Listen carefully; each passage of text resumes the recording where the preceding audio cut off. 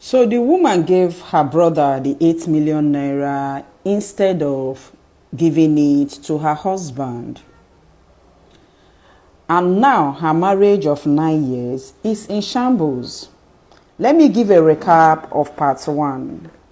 Her husband trained her through university.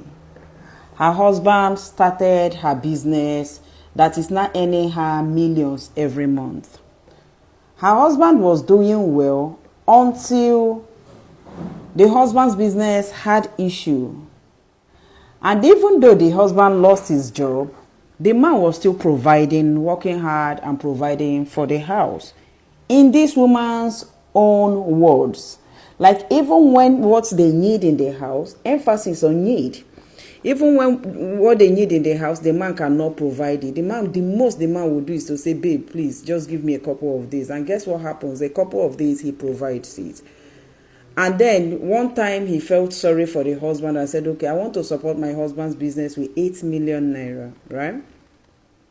And then she told her sister. And her sister was like, instead of giving your husband this money, why don't you give it to our brother that just came back from India? But problem is it your brother before your husband as a married woman? That's question 1. Question 2, your father had opened business for your brother twice and he didn't succeed in them. So after the sister convinced her, she went and she gave her brother the 8 million naira. Then later, she doesn't know how the husband found out, so the husband found out and woke her up in the middle of the night about 4 or 5 days ago and asked, were you the person that gave your brother the money? And she sensed wahala and she said no.